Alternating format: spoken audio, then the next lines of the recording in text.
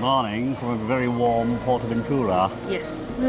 We are looking at Bars International. We are international once again. And we're currently sat in Sesamo Aventura, which I believe is how you say it. So let's start with Sesamo Aventura.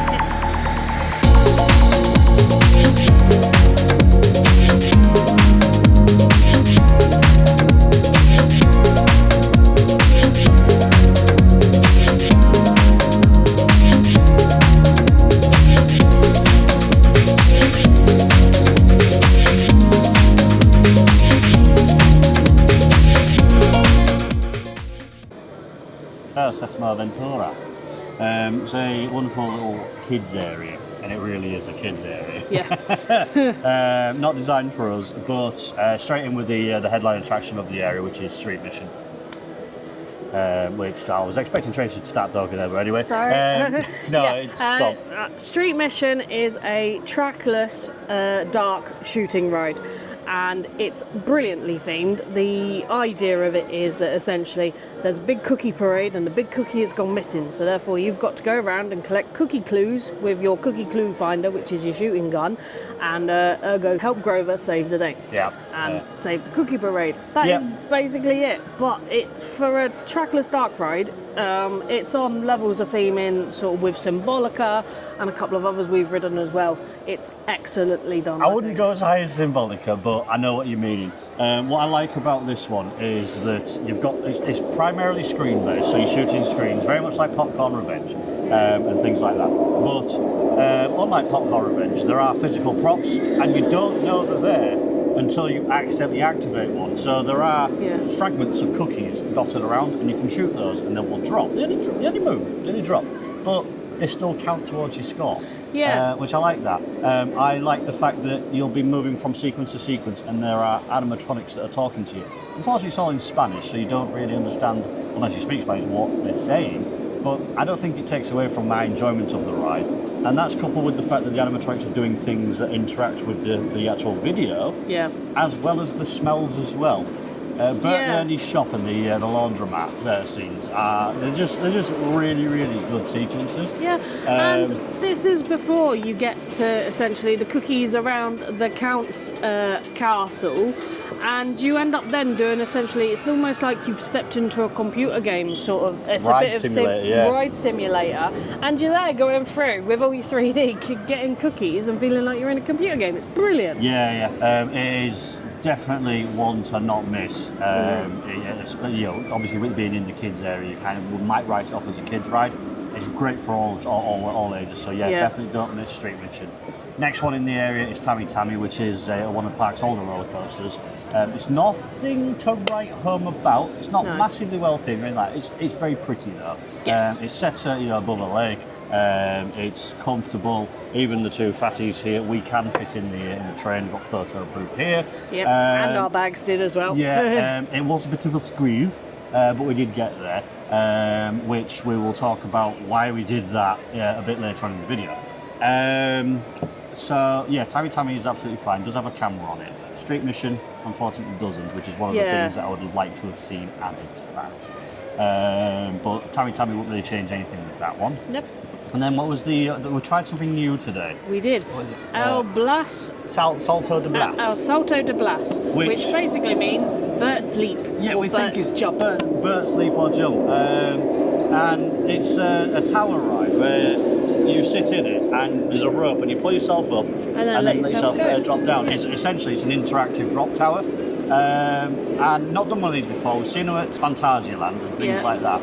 And kind of wrote them off because we figured that you'd have to actually put some effort in. It doesn't. That rope is very easy to pull, it's very accessible, because it assists you up. It's not too thrilling. Wouldn't queue a long time for it, but I'm glad that we've done it. Yeah, it's a lovely little ride. It's comfortable. Like us two managed to fit in the one car, which I was quite surprised at. I thought we were going to have to do one each because we're adults essentially on a kids ride. Yeah. But no, you can get two adults in them cars, and really comfortable. Well, nothing really to add or remove from that one. No. Coco Piloto, which is a monorail that goes around the area. exactly as you'd expect. You get on it, you have a nice sit-down ride round. Wouldn't really add anything to that except for a camera, because it's supposed to have one. Yeah, and it doesn't. And I don't know where it would even be because I've not seen it.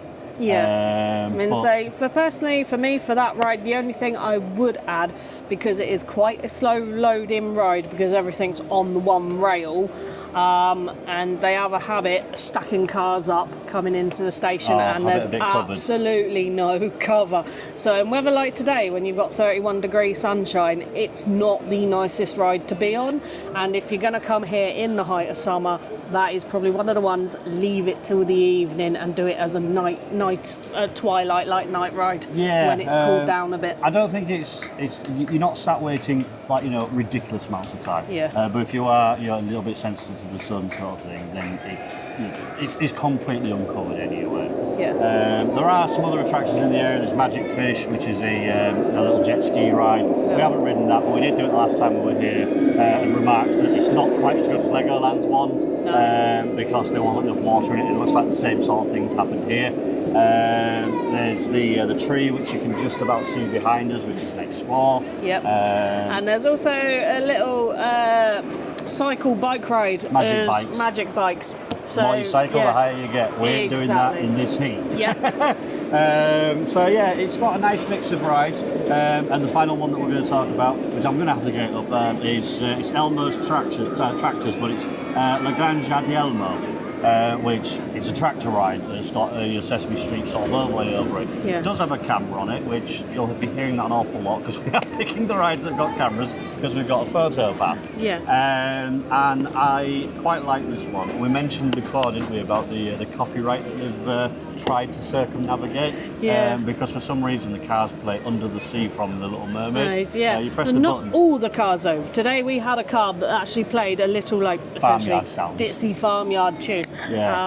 And it was lovely. But it was just like, oh, okay, they don't all play the Disney song that they kind of circumvented. I don't know how they've got away with that. But anyway, that one's fine. If you've got the younger kids, they'll enjoy this. It's properly Sesame Street themed.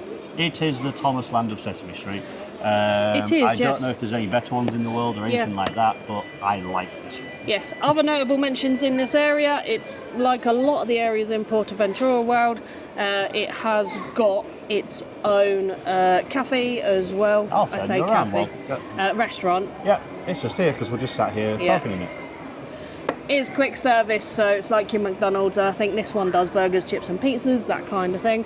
And the other notable mention in this area is it's also one of the stops for the train that goes round the park as well. Which we will talk about the train later on. Yes, if you're going to ride the train, probably do not get on at Sesame Street. It's one of the busier stations, generally speaking. We'll talk about that one a bit later on.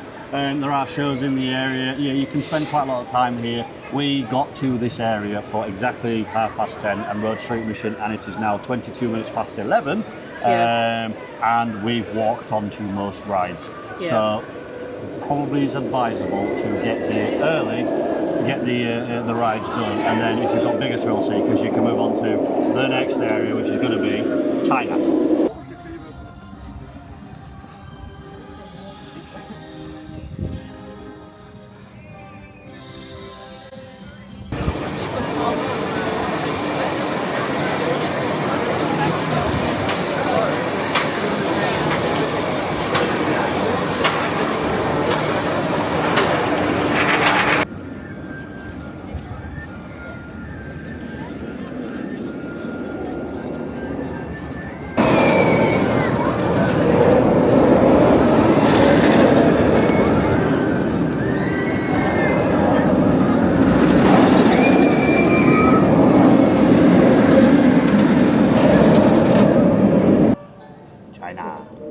Indeed.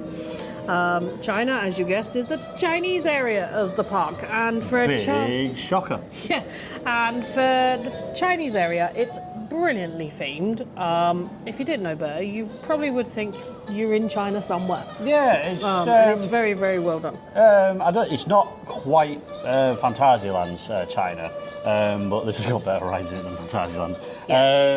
So there are two big headline attractions, but we'll get to those at the very end. The first thing that we're going to talk about is the Magic Bubble Show. Yes. Which I really had no interest in sitting and watching a show about magic bubbles until I watched the show, and then I was somewhat interested in bubbles. Yes. It is quite a good show. It is exactly as you'd expect. It is parts magic with bubbles. Yeah. And the lady that was the entertainer. Yeah, she was very good, very charismatic. She didn't speak anything at all. It was completely silent and done to music. I really liked it. It was quite impressive to see what somebody could do with bubbles. I don't necessarily think it was, an over-the-top, sort of wow kind of thing for me anyway. But I was pleasantly surprised with how much I enjoyed it. Yeah, and it's in the Chinese theatre, and the theatre itself does look the part for essentially a Chinese theatre in a theme park, and it's very pretty in there, very pretty as you go in. It's nice and cool as well. But they don't allow drinks in, as we found don't allow yesterday. open drinks in. So if you've got cans, no go. Yeah, but you can take your canteens in. But yeah, canteens, obviously, of drinks are perfectly fine. Yeah, and then next to that's Cobra Imperial, which is a dragon roundabout. We've not ridden it. We were going to ride it today, but it's closed because we're trying to take it off on Log Ride, because that's how we collect rides. We use Log Ride. And then next that's Teacups. Cobra Imperial and Teacups are exactly as you'd expect. Yes, Teacups is very prettily designed. And because it's a teacups with actual teacups, it fits in with the China areas really well. And it's the one thing that I kind of have to give them credit for, that they've gone with the teacups for a Chinese tea themed in a tea area, essentially. I like that other parks can learn from that Fort Park. And then there's two kids rides behind us, as well as a play structure. There's a balloon ride, and I think it's called Kiddie Kites or something. Yeah. You'll hopefully see some footage here of them anyway. They're not really designed for us. No, we have been on the balloon ride. It's your standard balloon ride. I don't think we can get on the Kiddie Kite ride off the top of my head. Yeah. There's those, and then for the thrill seekers, there's the two of the park's biggest attractions, Dragon Khan and Shambhala. Yes. I'll go through Shambhala first, because once again Tracy is too big to fit it, which is a kind of a negative, I suppose, in that it's not designed for larger people. No, so the crux of it is they are clamshell style restraints, but they are B&M style ones, and with the B&M style ones, where essentially they come where the curvy bit is. Dave will draw a picture probably better than me. I'll try and take a photo. But there are two little knobbly bits that need to sit in the inside of the clamshell, whereas other clamshells... There's your clamshell. They've got to almost touch, whereas Tracy couldn't get to do that. All I could think of when you said B&M style ones was going into B&M and buying really crap kind of garden furniture.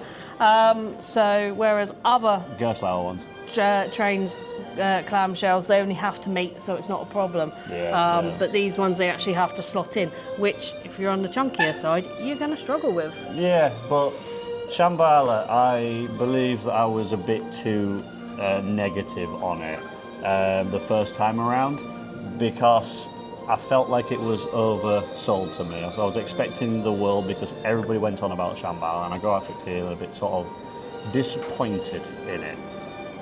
But this time around, I don't know whether it's because of the position on the train, because my expectations were lower, or what, but I adore it. It rode so well. Every hill was proper floater airtime. You gradually left your seat, and you were out of your seat for the vast majority of the hill. Then you went back down the hill, and you weren't shoved back into your seat. It was almost like, up you go, come back down, and it was just pleasant. And all the while, you're rushing around, ridiculous speeds. It's just so good. Love the splashdown on it. It could do with being Craig's one, in that the train actually does the splashdown rather than it being simulated with jets. But at least it works. Top pack. Yeah. Not much more to say about Shambhala, apart from the restraints are a bit iffy. Could do with being changed on those. There is an on-ride video, which you'll hopefully have seen parts of it here, and an on-ride photo. But then there's the other big beast in the area, which is Dragon Khan. Now, Dragon Khan this year does look to have had a paint, or at least half a paint. The track is looking very red and vibrant, and the support's looking very dull and blue. Yeah, but it kind of weirdly works with the kind of the old and the new. Dragon Khan is a lovely little beastie. If you're missing the really, really old Nemesis roar before it got retracked, come here and listen to this, and you're just like, oh my word! You may very well. I don't know if the microphones are picking it. You may be able to hear it roaring in the background because it generally does have a roar, and at times I generally think it is actually more impressive than Nemesis's one, because Nemesis's one was good because it reverberated around a valley. Yeah. This doesn't have that. No. It's just reverberating on the side of a hill.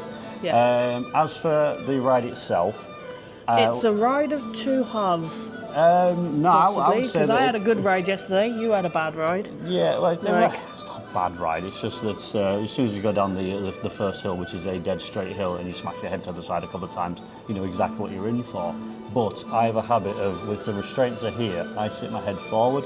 I don't sit my head backwards because I kind of feel like you can't see enough with the restraints being like they are. It's the only real thing I would change on that is removing the over-the-shoulder restraints for some form of lap bar. Yeah, for me, I'd make the trains look more dragony because the track looks dragony. The sound sounds dragony, but the trains are literally an off-the-shelf model, and it's as if Portaventura gone, that'll do. No, they just painted it and done. It's just like, no, paint some dragons on it. Like, make it look dragony, like you are actually travelling a backbone of a dragon, which is the whole idea of the ride. But for me, yesterday, yes, it was a bit knocky, a bit jerky, because I think it is near enough 30 years old now, isn't it? I can't remember whether it opened with the park or whether it opened the year after, because it is the park's 30th anniversary. I have a feeling it's 30 this year, because I think it did open with the park, but I can't quite remember. You'll have seen anyway. Yeah. Dragon Khan is wonderful. If a bit rough, could really do with Nemesis's treatment in getting a full retrack, because that's one of those rides that should stay here. Yeah. As much as I adore Furious Baco, which we'll talk about later on, if you had to get rid of one of the two, Furious Baco would probably be the one that I would say remove and keep Dragon Khan, because Dragon Khan is the skyline of Portaventura. Yeah.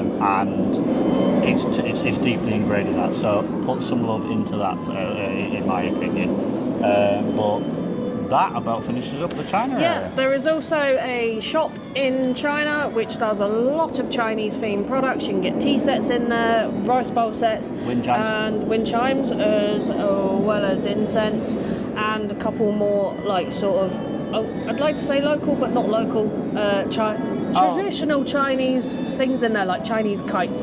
They're very big and you won't get them home, which is unfortunate because I wanted one. But you can also get a few bits of anime stuff in there as well. So if you've got kids in the family that want a bit of anime, you can get a bit of that merch in there as well. There is also a buffet restaurant called Marco Polo, and it's never been open both occasions now that we've been here. So we're unsure if it is actually open or whether it's a seasonal opening, which it could be. Same with the river. Was it Wutan Port? Wutan Port, which looks like a seasonal boat ride. Yeah, a boat ride that goes from obviously the China area around the Mediterranean through Polynesia and back again. And I have a feeling, because the boats are there, it runs, but doesn't run while the Fiesta Ventura is on. And I think that's because they use the same water channels to transport the floats in for Fiesta Ventura, but we'll talk about that towards the end of the video. We will. That's China. Next up, Mexico.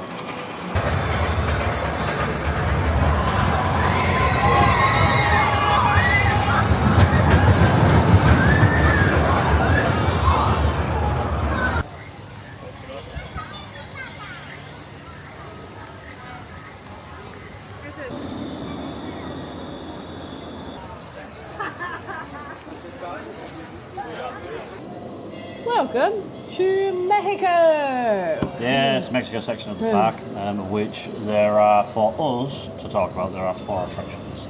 There are 5? Yeah, 5 attractions, I think. We haven't done Hurricane Condor. No, not this time round anyway. Queues have just been a bit too long for it, and it's a nice drop tower because we have done it in the past. But 15 minutes to an hour is a long time for 30 seconds. Exactly, but it has been nice to see that they have been running multiple sides of the tower all the time we've been here. That's been nice. That's Hurricane Condor. The other big standout ride, as in big ride in this area, is El Diablo Train de la Mina, which is the mine train. The Devil's Mine Train. Yes. and it's a coaster of two halves again, this one, because I've discovered today that if you're at the front of the train, it's quite rocky, it's quite jerky, and it's exactly how you would expect a mine train to behave. Ironically, if you're at the back, because I've done the back row this week as well, it's relatively smooth, which you just sat there going, what? Yeah. Doesn't kind of work. It's, you squint, and the carriages are big one carriages. Now, I know it's an Arrow manufactured mine train, but I didn't know that Arrow used the same ride vehicles on their hypercoasters what they would their mine trains. I could be wrong on that, they just do look very similar. And yeah, it's got an awful lot of big ones kind of rattle to it. Whereas Big One can't really get away with it because it doesn't warrant it. A mine train kind of does. I would prefer it if it wasn't quite so juddery, but saying that, I've had 2 rides on it, Tracy's had 3, and I've been in a very similar place on 2 different trains and got 2 different rides. Yeah. Because the first ride that I had, I had to go with Neo, which I'll go into in a second, and I didn't experience much, if anything, in terms of jerk. Now, as I just mentioned there about Neo is new for this year. It is an augmented reality experience. It's not virtual reality. And the difference between those is virtual reality, you'll put goggles on and it will replace the entire world for you. Augmented reality doesn't do that. It augments reality. So you can see the train, you can see the lap bar in front of you and everything like that. But you'll have things going on around you, such as flying serpents, a giant eagle, rock statues coming to life and things like that. And I quite enjoyed it. It was an upcharge of €6. I do feel like it was worth that. I wouldn't want it to pay too much more for it because it didn't blow me away, but it was a nice addition. It was a kind of a cool thing to see because Tracy didn't do it, which is why I'm waffling on about it myself, because Tracy doesn't do simulators so well. But yeah, I quite enjoyed it. It's a bit rough around the edges, but it was perfectly serviceable.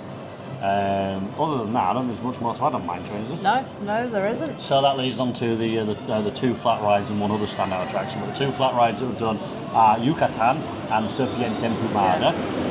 Yucatan is your standard Music Express Super Bob, uncovered, and it can get very hot. Yeah, it is partially covered, but it depends where the sun is in the sky. Yeah, exactly. Yeah, depends where the sun is in the sky. But you get a nice little cycle on it. Like, it's forceful enough. You've got the Mexican music playing in the background, which I really like. Yeah, and it's a lovely little ride. Yeah, it's not too much at all. And then there's Serpiente Emplumada, which is just on the cusp of too much. Yeah. It's a polyp, is this one. And the last time we were here, we rid it and we really, really liked it. Did it again this time, and we both come off it going, I'm sure they've turned that up to 11 kind of thing, because it does feel a lot more forceful and it's got a lot more sort of spin and a lot more sort of speed to it now than what we remember. Yeah. And yeah, it's a nice little ride. If you like your waltzers, you like your twisters, you're gonna love sort of Serpentina. Yeah, but I understand why out. Yeah, on that actually, I didn't realise that it's a 1.3 metre height restriction for Yucatan. You'll have seen because I didn't see what Serpiente Emplumada's was, but I think 1.3 for a Super Bob Music Express is quite high. It was only when I was filming the video that you've seen that the family behind me was saying, can so and so go on? And it's like, oh, she's only 1.2, barely. It's like, that'd be fine, won't it? No. Yeah. But moving on to the final attraction, which when we came the first time around, we really enjoyed it, but we went into it with sort of low expectations because we'd heard terrible things. Well, David heard terrible things, I hadn't. Templo del Fuego, which is a pretty much entirely Spanish walkthrough sort of show. Yeah. And I really enjoyed it this time around as well.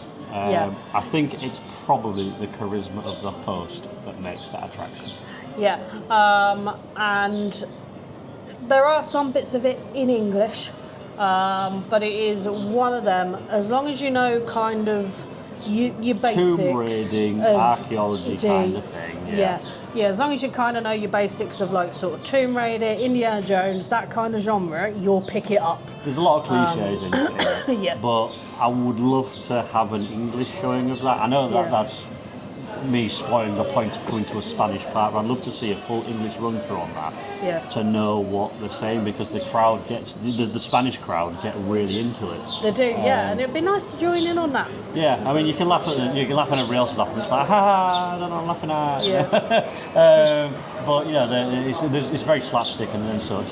And once again, we will not spoil what happens in the final room, because it's a show that you want to go and see to experience it, because I thought it was well worth the queue. I mean, we didn't queue that long for it because it opened at 6 o'clock. Yeah, we did get hit for opening. We were on the second showing. Yeah. So we were only waiting about 20 minutes, I think. Exactly that. So when it does open at 6 o'clock, get into it. But I remember I was queuing the first time round. Yeah. And it was quite a long time for it. So, I mean, don't wait a ridiculous amount of time, and don't go in expecting the world. Yeah. But don't expect nothing either. Yeah. Really good time is that. So it is indeed. That's Temple del Fuego, which leads on to the food things in the area. We've not done this with the China and whatnot area, but we've done more eating in the Mexican area. There's a Hacienda, which is a sit-down restaurant. Believe you have to make reservations in an evening for that, because you can eat in that from the hotel. But during the day, it's a proper sit-down restaurant. You've got La Cantina, which we only realised today is a restaurant with a show. Yeah, and even though we were going to go in and experience this, but time has made it a little bit, because we don't know how long the show is. I have a feeling, looking at people coming out, it's a case of you buy dinner, you sit there and eat dinner, the show is going on in the background, and you can get up and leave when you want. Yeah. You don't necessarily have to stay for the whole thing. Yeah. So that's what that looks like. But there's also another couple of other little eatery places that are doing burritos, nachos, refill drinks, standard kind of Mexican thoroughfare, essentially. Yeah, and we'll go into the sort of what we can remember from the pricings and stuff like that towards the end when we go through it in its entirety. Well, that's Mexico. It is indeed.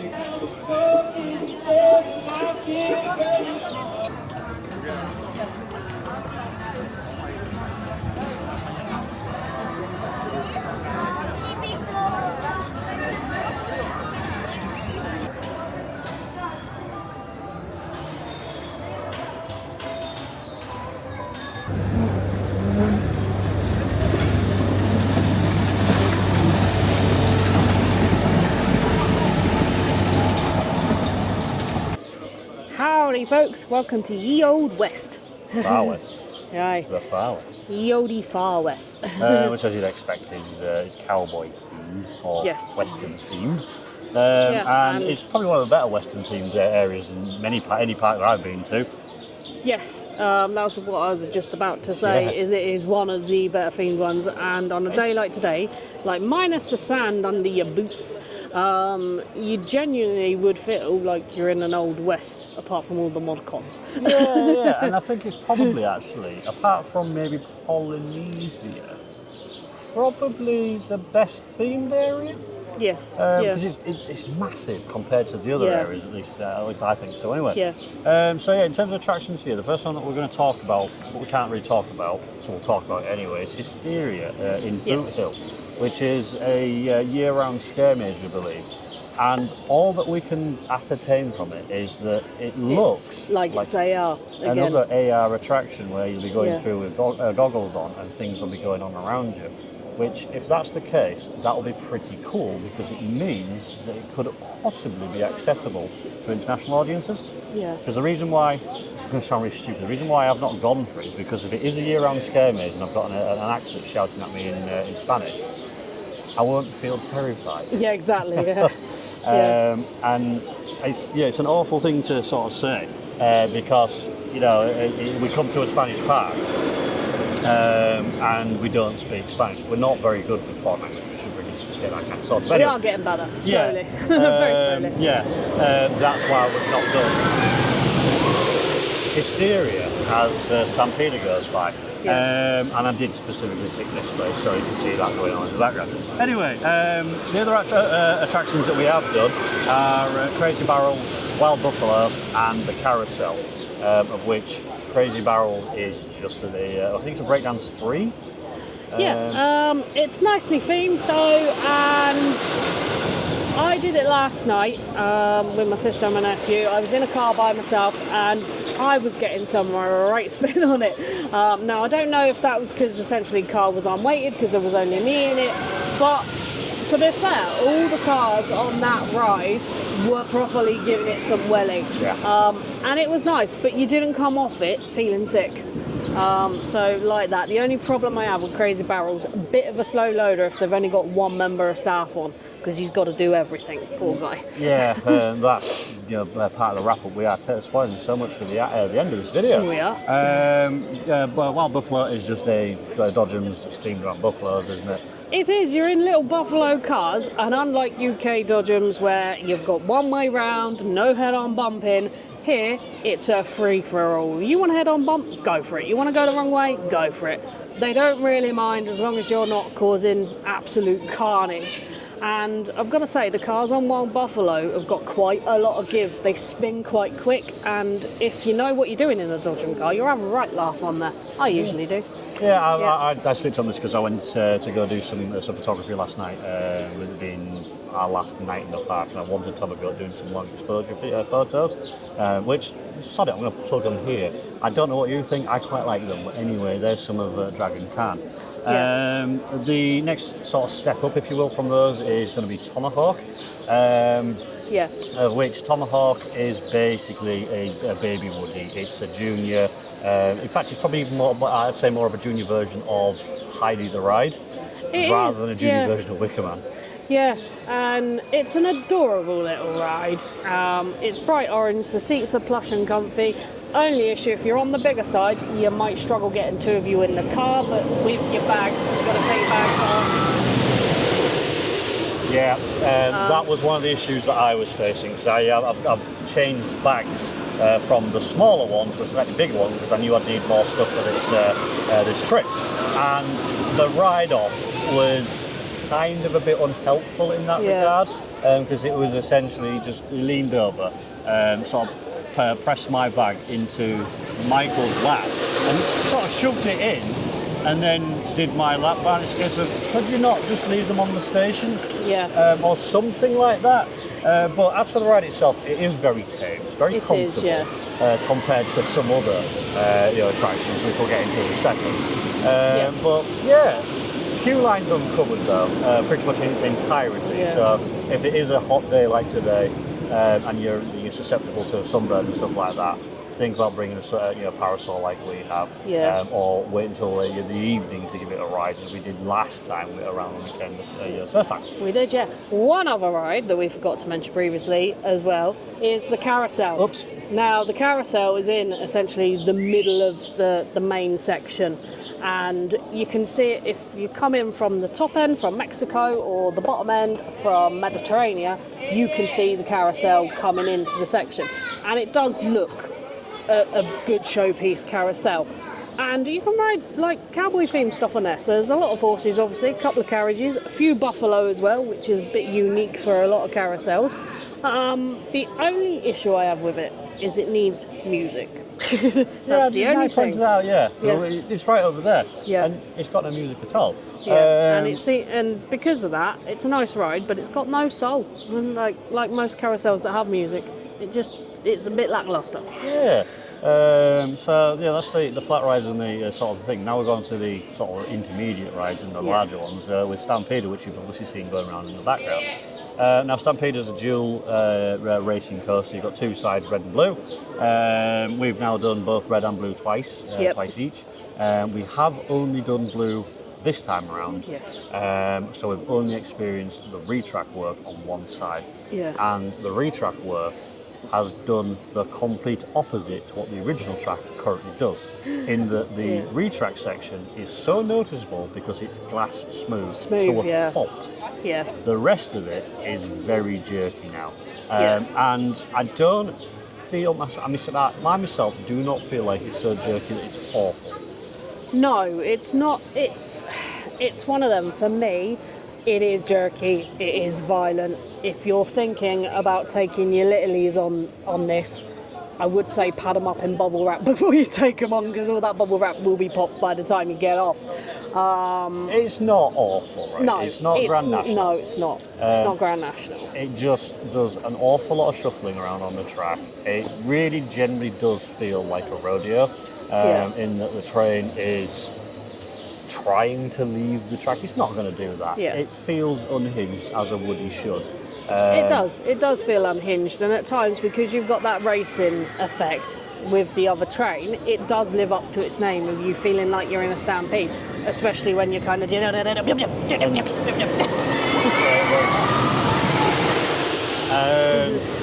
it does live up to its name. But yeah, it's definitely one, if you've got neck back problems, give it a miss. Absolutely give it a Stick miss. to Tomahawk, because Tomahawk is the tamer of the two. But they all race together. Tomahawk joins in for the last little bit, and it, like we mentioned it before, you got your two older twins who are fighting for dominance, and then Tomahawk's just coming in to throw their name into contention for a little bit. And I kind of like Stampeder. I think it's on the other end of on the other side of just being a bit too rough to be good. There's other courses out there that like Woden, and Troy, that toe the line just they're just at that point. This one's gone just beyond that point. And maybe a bit of retrack work would help that, but I also don't want to retrack it and just make it glass smooth, because then it's not Woody anymore, and I'll just put a steel coaster in. Exactly. So that's Stampeder.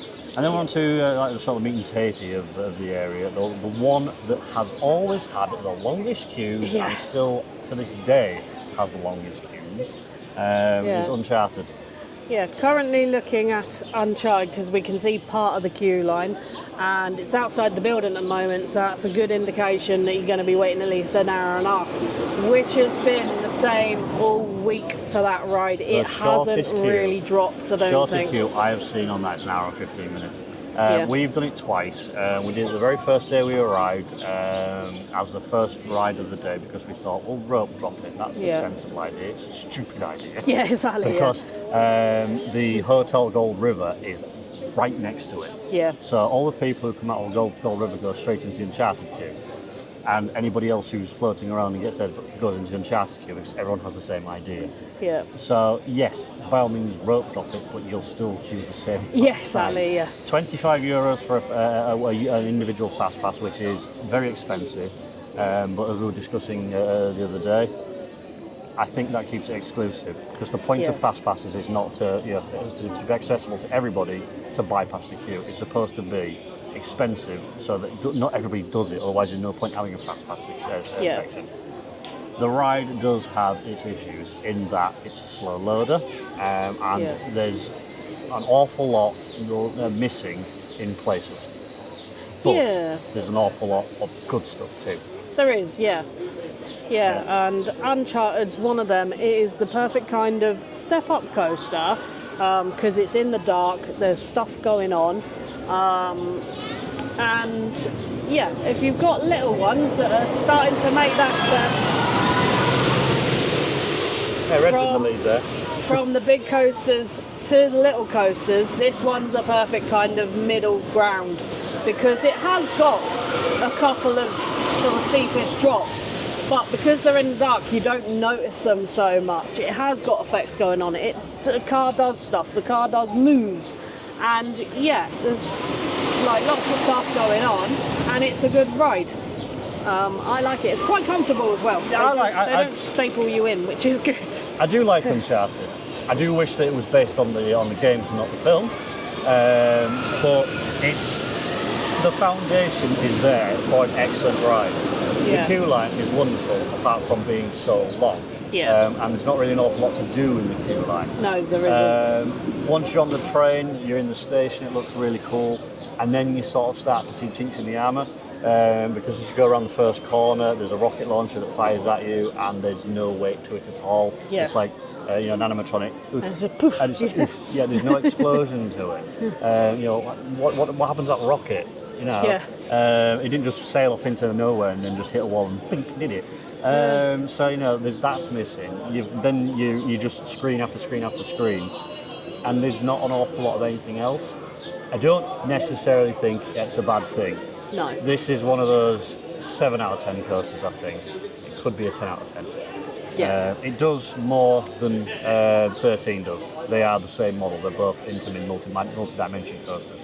And these coasters are ones to watch because they can do so many things. Yeah.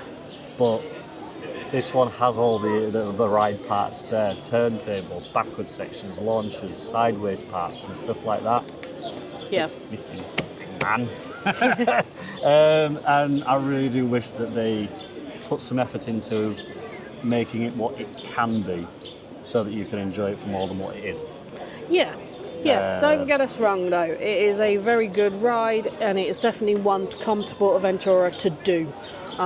It's not worth the long queue, yeah, but you're going to have to queue for a long time. So get in queue. If you see an hour and 15, an hour and a half, you aren't going to get much better than that on a busy day like today. Maybe out of season it's less, I don't know. Maybe €25 is a bit more reasonable for yourself if you want to do a fast pass. Failing that, best advice if you really absolutely need to ride Uncharted as much as possible, stop in the Hotel Gold River.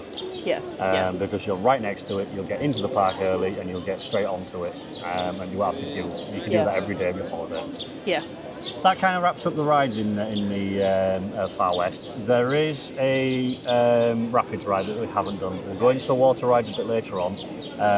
There's also a log flume as well that we haven't done in this section. Yeah, there are quite a few eating establishments, including the Iron Horse, which we did eat in last time around. Yes, and the Iron Horse is a sit-down restaurant. If you're staying in one of the hotels, you can use that as one of your evening or lunchtime eateries in the park, depending on what package you've got. There's also a couple of other places that do snacks. There's also a burger place as well. The other main shop in the park is also in this section, and it's slightly bigger than the other shops in the other areas as well, apart from the main one in Mediterranean.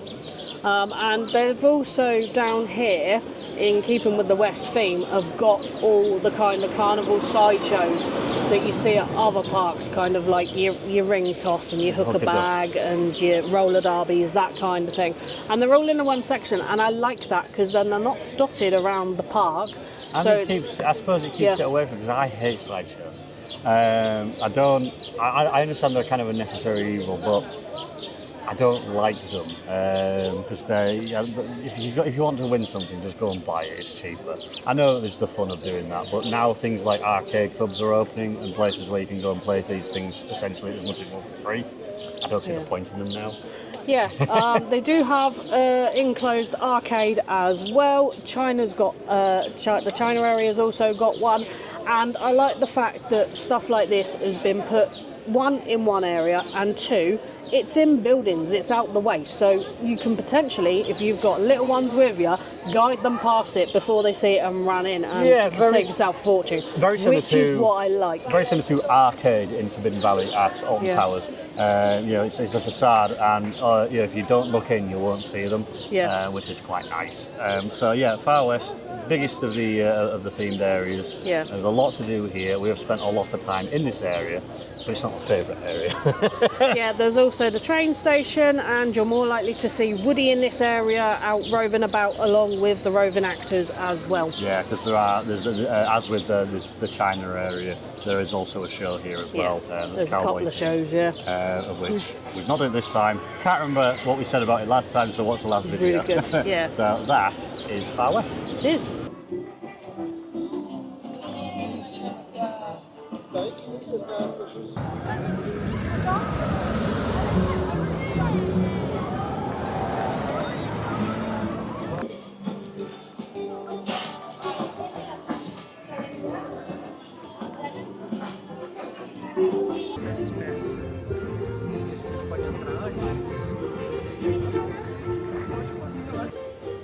The Med.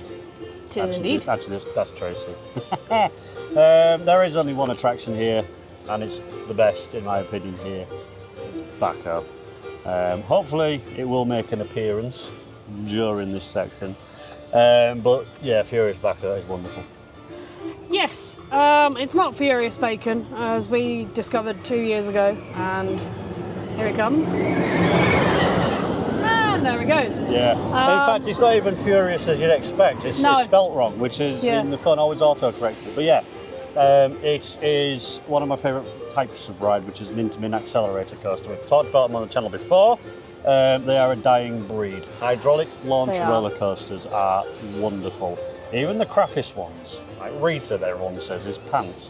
They're still better launches than most LSMs, and this one does not disappoint. No, it doesn't. Its launch is forceful. It properly kicks you out of that station. Yes, all right, because it's over wing, you do pretty much all the way around. But I think that's part of its charm. It's part of its fun. It's part of, it's the other kind of reason, other than maybe Uncharted and Shambhala and possibly Dragon Khan, that you come here is to ride that ride. It's ever so slightly faster than Stealth, but it's about the same length as Rita. And about this, well, I think, no, in fact, it's not even as tall as Rita. Rita's taller than this because this is the shortest of the accelerator coasters. Yeah. It has a bonkers story and it does not let up the entire way around. No, it doesn't. It's medium kind of speed loading. However, if you're going to do this one, potentially either fast pass it or first thing at day, last thing at night kind of thing, because it will have steady queues of up to an hour and a half from pretty much it opening. It fills up quick, so if you're in the hotels, definitely make this a rope drop one day. If not, leave it to it kind of dies down a little bit in the evening. Yeah, because it's always got long queues, exactly the same as Rita does at Towers. Everyone whinges about how crap Rita is, but yet it still out queues most rides. Yeah. Ride experience is jarring, to say the least. It will vibrate you and shake you to bits, but I couldn't care less myself. I'm happy with the way that it rides. It would be nice if it was a bit smoother, but it's nuts.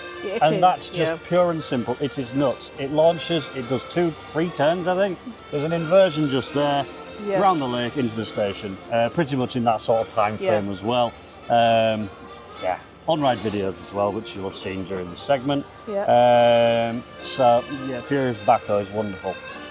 Mediterranean, the best thing about it, apart from Baco, is the main shop, which you'll be seeing bits of here. Yeah, you've got the main shop. There's also a sit-down restaurant, a couple of snacks and eatery cafe bars as well, which is really nice when you've got the music, that all the areas have their own music when that's playing in the background. It's really nice to sit here on an evening with a beer and just chill. Yeah, because you've not just, with it being Mediterranean, it's not just Spanish, but you've also got Italian and French. And it's just quite pleasant. Yeah, and they've blended all three kind of fairly seamlessly, which is quite a feat to do. The other thing Mediterranean is used for currently, it's the main thoroughfare for the parade, the late night parade, and also Fiesta Ventura, which is the show on the lake as well. There's fireworks in that.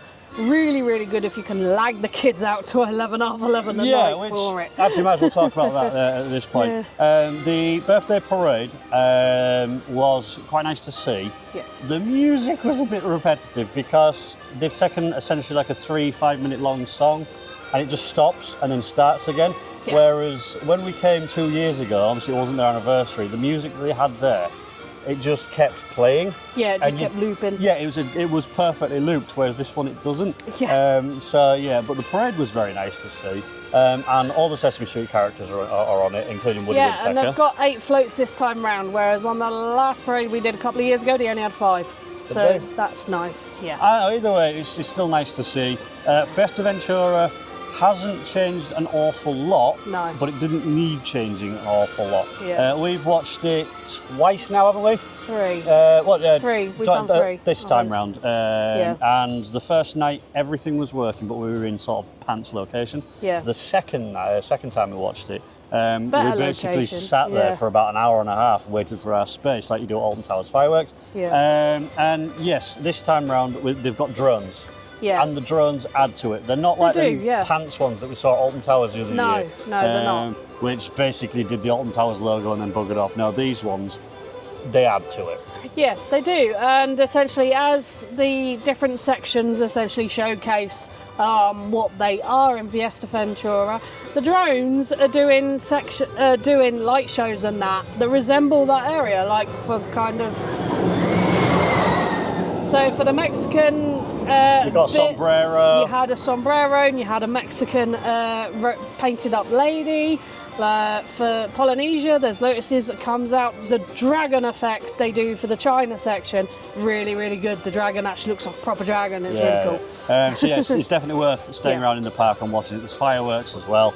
And the first night they did have the guys on the jet skis with the light shows, water jetpacks essentially. Yeah. They weren't working later on in the week, but they did announce that. They didn't tell us what wasn't working, but they just said something. It was them and the volcano that went in later in the week. Yeah. But the fire effects they have going on to replace that, you didn't really notice the volcano not being there anyway. Exactly that. So that's Fiesta Ventura and the birthday parade. The final thing that we're going to talk about in the area is obviously the train station. We have mentioned it in the other areas. Yes.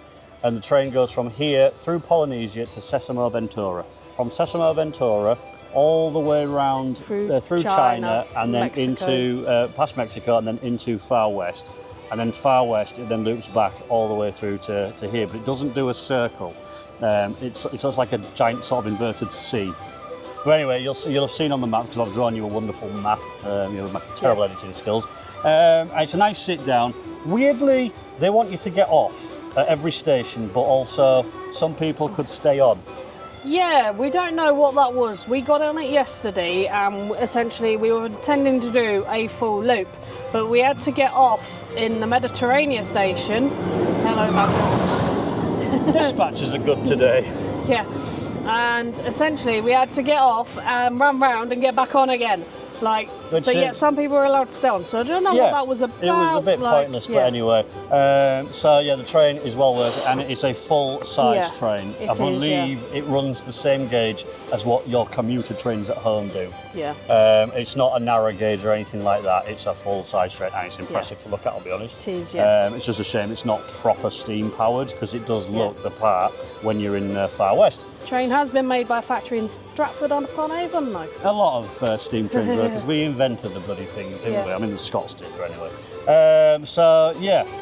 Final thing to talk about is Polynesia. We are not in the Polynesia area, as you can see, because there's a show in there that we haven't seen, and there's 3 rides, one of which we can't do, which is the canoes. Yeah. The other one is the Kon-Tiki, which is a pirate ship, which I don't particularly like. And then there is Tatuki Splash. Yeah, Tatuki Splash. The shoot and shoots, isn't it? Shoot the shoots, I think so. Yeah. Along with that, and we've mentioned about the log flume and the rapids. We haven't done them, and the primary reason for that, and this is going to sound really stupid, is it's too hot. Yeah. Because no matter what time of day it is, you sweat. Yeah. I've been sticky the whole time and getting soaked on what is essentially tidal wave. I will not dry out, and I don't feel like doing Tatuki Splash. You're queuing for an hour for that, to then walk over to the log flume to queue an hour for that while soaked. That doesn't sound pleasant to me. Yeah, and unfortunately our cases were not big enough to bring 5 changes of clothes for 5 water rides, so we took a concerted group effort not to do them. We have though previously done the rapids. We've done them all. We have done them all, yeah. And they are good, and if you're here for more than say 5 days, or you've potentially brought hold luggage with you in this heat, then fair enough, go do them, go experience, because they are fun and they are all brilliantly themed up as well.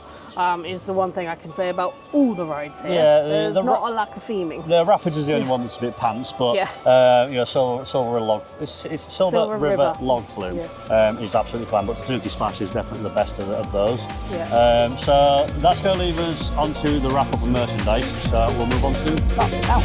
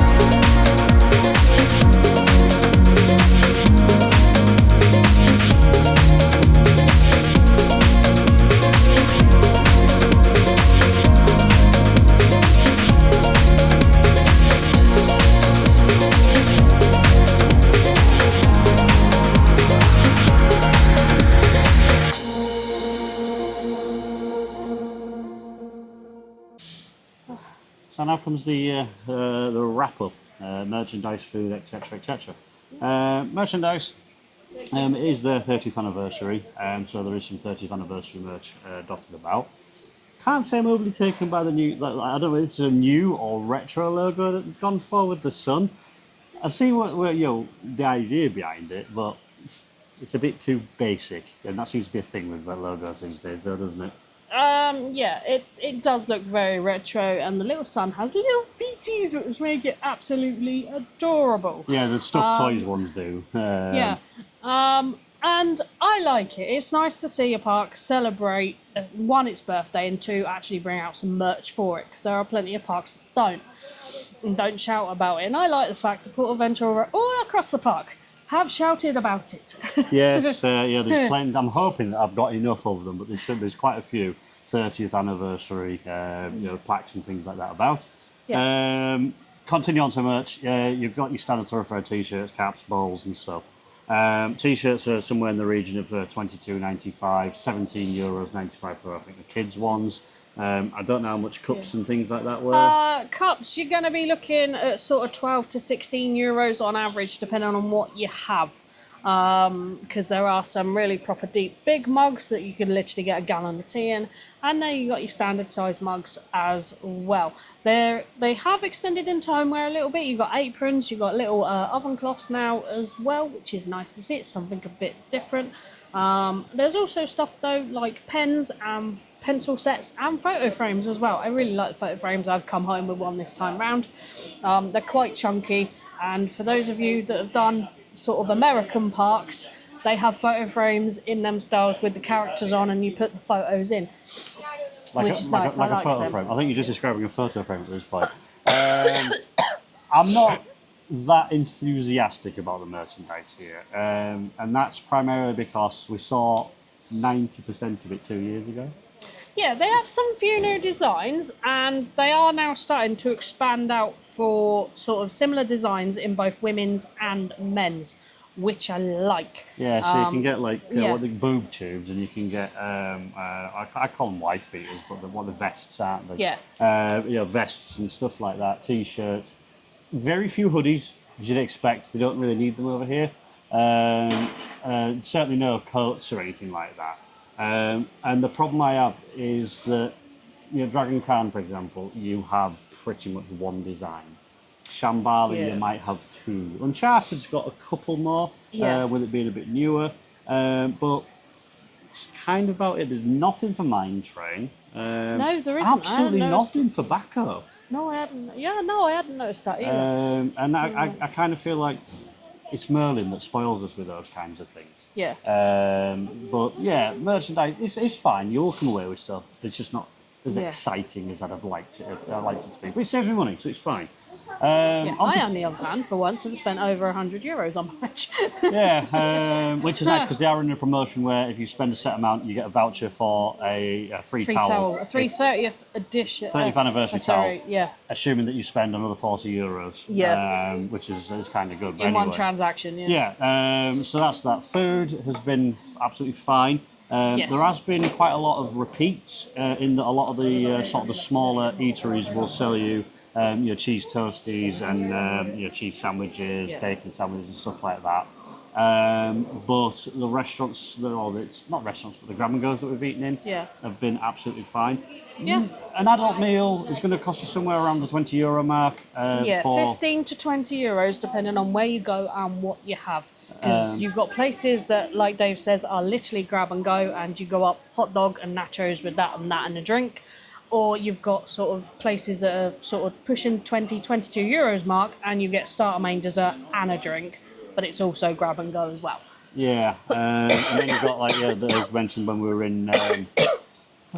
Sorry. Well, we mentioned when we were in Mexico, La Cantina, which is dinner and a show. La Hacienda is a proper restaurant. There's a few more that are dotted around the park. Yeah. And I'll go into the queue side of things in the things that we liked and didn't like. But yeah, food's been absolutely fine. I don't think it's been a rip-off. No. It's been tasty. Nothing has been sort of, we paid quite a lot and then not got what we wanted sort of thing. So yeah, food's absolutely fine. Yes. What we liked and what we didn't like. I like Portaventura, but this time round, I've not come away feeling. Blown away. Yeah, it's rough around the edges. Chief of which for me is the parks. I don't know how to put it in sort of a tender way. It's the park's lackadaisical affair when it comes to operating the rides and things like that. I know, many people have complained in the past about operations at Portaventura, but there's so many little things that they could do to just improve that journey. Yeah. Such as when we did Mine Train earlier on at El Diablo, right? And the train pulls into the station, the lap bars come up, people get off, the entire station clears, then the air gates open, we get on. Why? You have to take your bag onto the ride with you. Open the air gates so we can get into the train as people are getting off, and they can go down the station and whatnot. The train's then ready to go. I don't know if it saves 2 minutes. It saves 2 minutes on a dispatch. Yeah. Things like that. Opening late. You get early access to the park at 10. But none of the rides are open until 10:30, which is fine. That's cool.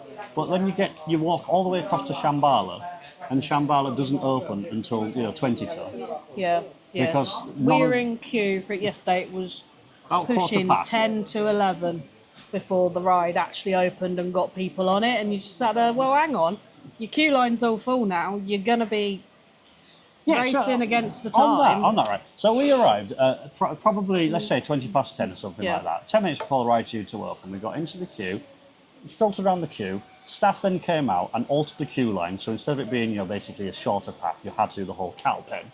Yeah. And they still hadn't sent out any test trains. Yeah. They then sent out 3 test trains and then started boarding people. But it took them so long to do that. It did, yeah. And it just baffles me. Then you've got all the staggered openings, which the staggered openings seem like a good idea in theory, but also they're a terrible idea in practice because everybody rushes to the same rides. Shambhala, Dragon Khan, Furious Bacco, Uncharted all get rammed. They do, yeah. And because, like Volpiute, which is the Super Bowl ride, opens at, I think it's 2 o'clock or something like that in the afternoon. Yeah. Why? Hire more staff, please, and get the rides open. Get them open on time. That's what I mean about it being a little bit rough around the edges. A lot of the staff have been absolutely fine. Yeah, we've had no issues or barely any with the language this time, but that's more of an us problem because we don't know Spanish rather than a them problem. Yeah, language barriers haven't been too much of a problem, but back onto operations and things. So I mentioned about queues for food and stuff like. Food queues take longer than they should do because staff do things in the arse backwards way around, to be honest. So every time I've gone for one of the cantina refills, can I have a Coca-Cola, please? The exact same situation plays out, right? Can I have a Coca-Cola, please? They then go off, put ice in the thing, start filling it with Coke, come back. Or you'd like to pay by card? Yes, I'd like to pay by card. Then they forget to take your hotel key off you, so they have to avoid the transaction, take the hotel key off you, rescan it through, and then do the card. Take payment first, so that have you got your card yet? Boom, and then because the card machines take a good 20 seconds to wake up. You can have filled the drink up and whatnot, and then the queues are running a bit quicker. Guest experience is improved, and that's what I mean. There's stupid little things like that just niggle. Yeah. One of the good things, though, about this park that other parks don't do is if you are a hotel guest, your hotel key card, not only gets you into the room, in and out the parks, Ferrari Land as well, it's also a reward system. So every time that you buy something, whether it's eat, drink, merch, whatever, give the card to the operator, they scan your card, and essentially you rack up points, and it works out that 1 point is roughly 10 cents. And is it €1 per point? No, 1 point is 10 cents. No. So to get the points, it's one. I'm not entirely sure. I'm sure. I have a feeling it's €1. But it gets you 1 point, which is then so basically you get 10% back on all your purchases. Yeah. So either way, between the four of us this week, we've racked up €57 worth of discount. And to use that, you have to spend over £40. So you do, yeah. We couldn't have bought something for €10 and not paid for it. Yes. You have to spend €40 plus. So we basically and the other thing you have to do with it is any discount you do have, you have to spend that in one transaction. You can't split it like you could do the last time we were here.